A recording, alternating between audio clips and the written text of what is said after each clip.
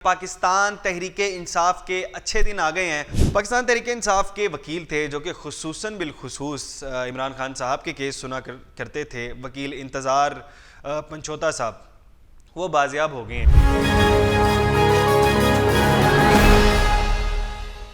अस्सलाम वालेकुम, पाकिस्तान खबर के साथ मैं हूँ हमजा जावेद। नाजरीन, पाकिस्तान तहरीके इंसाफ के अच्छे दिन आ गए हैं और पाकिस्तान तहरीके इंसाफ की ज़मानतों और अच्छे दिनों का सिलसिला उस वक्त तक जारी रहेगा जब तक इमरान खान साहब रिहा नहीं हो जाते। और इमरान खान साहब की रिहाई तक पाकिस्तान तहरीके इंसाफ के तमाम वकला और पाकिस्तान तहरीके इंसाफ के तमाम कारकुन जो हैं वो कोशिश करते रहेंगे कि इमरान खान साहब रिहा हो जाएं और साथ जो मेन लीडरशिप जो है वो भी रिहा हो जाए। बहुत हद तक पाकिस्तान तहरीके इंसाफ को रिलीफ मिल चुका है, लेकिन अब बारी है इमरान खान साहब की।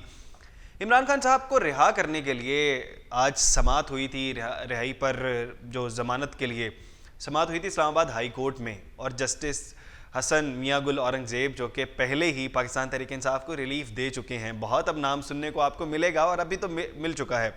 अच्छा, उन्होंने वही केस जिसमें बुशरा बीबी को रिहाई मिली है, तोशा खाना 2 केस, उसमें इमरान खान साहब की रिहाई और ज़मानत मतलूब है पाकिस्तान तहरीके इंसाफ को। तो वो केस जब मियां हसन गुल औरंगज़ेब साहब सुन रहे थे तो उन्होंने कुछ नज़र आया उन्होंने कहा कि मुझे तो कुछ नज़र नहीं आता इस केस में। तो FIO को नोटिस जारी कर दिया। FIO को कहा कि आप जवाब तलब करें और जवाब में बताएं कि क्या वजह है कि इमरान खान साहब को रिहाई नहीं मिल रही। यानी इमरान खान साहब रिहाई के बहुत करीब है, क्योंकि इसी केस में बुशरा बीबी को रिहाई मिल चुकी है, क्योंकि मियां हसन गुल औरंगज़ेब साहब पहले भी रिहाई दे चुके हैं। इनके नज़दीक कोई ये बड़ा कोई केस नहीं है। इन्होंने पहले भी माजरा सुनाया हुआ है, अपनी कहानियाँ सुनाई हुई हैं कि पहले जो जस्टिस इस्लामाबाद हाई कोर्ट, वो पहले उन्होंने कहा था कि मैं जब अज़रबैजान गया वहाँ पर जाकर मैंने दूसरे वज़रा को देखा, वहाँ पर जो दूसरे सदूर होते हैं दूसरे ममालिक के, वो एक म्यूज़ियम के अंदर अपनी तस्वीर के साथ अपने तहाइफ भी रखते हैं। तो वहाँ पर मैंने बेनज़ीर साहिबा की जो तस्वीर है वहाँ पर देखी और साथ तोहफ़ा भी था बेनज़ीर साहिबा का। तो वो उनको लगता है कि ये कोई बड़ा केस नहीं है, क्योंकि हम तमाम लोग जानते हैं कि ये कोई बड़ा केस नहीं है।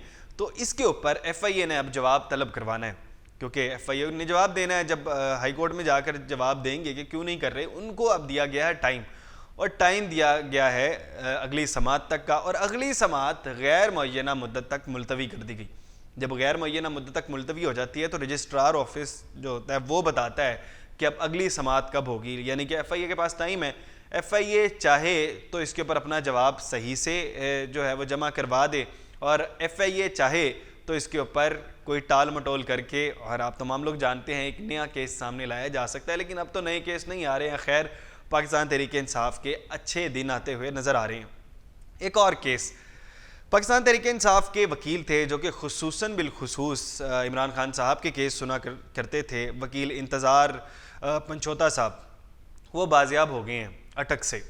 8 अक्टूबर से गायब थे, तो उनसे रब्ता नहीं हो रहा था। बहुत से लोग पाकिस्तान तहरीके इंसाफ की गिला कर रहे थे कि उनको उठा लिया गया है, उनसे रब्ता नहीं हो रहा। तो बाजियाब कैसे हुए? एक पुलिस का मौक़िफ़ ये है अटक में कि अटक पुलिस कहती है कि एक मशकूक गाड़ी जा रही थी, हमने जाना कि मशकूक है। जब वो उसने हमें देख के स्पीड लगा दी तो हमने पीछा किया, आगे नाका लगाया और नाके पर हमने फायरिंग की। जवाबी फायरिंग हुई उनके जानिब से, जो मुलजिमान थी। जवाबी फायरिंग हुई तो हमने फायरिंग की तो वो गाड़ी छोड़ के भाग गए। जब गाड़ी छोड़ के भागे तो अंदर हमने देखा एक शख्स है और उसके हाथ पाँव बांधे हुए हैं, आंखों पर पट्टी है। तो आंखों से पट्टी हटाई गई और हाथ पाँव खोले गए तो एक वीडियो बनाई है अटक पुलिस की जानिब से। उन्होंने पूछा कि आप कौन हैं? उन्होंने कहा मेरा नाम इंतज़ार हुसैन है। उनसे पूछा आप क्या काम करते हैं? उन्होंने बताया कि मैं वकील हूँ।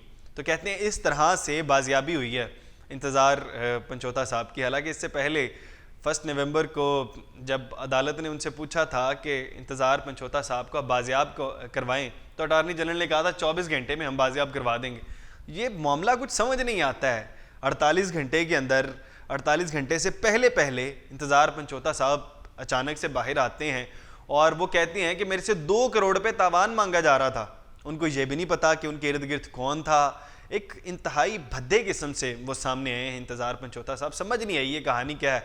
आम लोगों को समझ आ चुकी है जिस तरह से अब बाजियाब होते हैं लोग, लेकिन हुकूमत को भी समझ आ जानी चाहिए और वो उन लोगों को भी समझ आ जानी चाहिए जो लोग अपनी मर्ज़ी से गायब करते हैं और अपनी मर्ज़ी से छोड़ जाते हैं। और इस तरह से हुकूमत के साथ साथ जो पाकिस्तान तहरीक इंसाफ के लोग हैं वो बदजन हो जाते हैं। हुकूमत शायद खुश हो जाए, लेकिन पाकिस्तान तहरीक इंसाफ के कारकुन बदजन हो जाते हैं, उनकी लीडरशिप बदजन हो जाती है। और कल से मुसलसल तनकीद हो रही है पाकिस्तान तहरीक इंसाफ की जानिब से हुकूमत पर और वो इदारों पर जिन्होंने उठाया, जिसने भी उठाया, वो लोग, वो मुलजमान जिसने भी उठाया, उन तमाम लोगों पर तनकीद हो रही है पाकिस्तान तहरीक इंसाफ की जानिब से। आप क्या सोचते हैं कि उनके इंतज़ार अहमद पंचोता साहब को किसने उठाया था और क्यों उठाया था? कमेंट बॉक्स में ज़रूर बताइएगा। इसके साथ अपने मेज़बान हमज़ा जावेद को दीजिए इजाज़त। अल्लाह ने के बाद।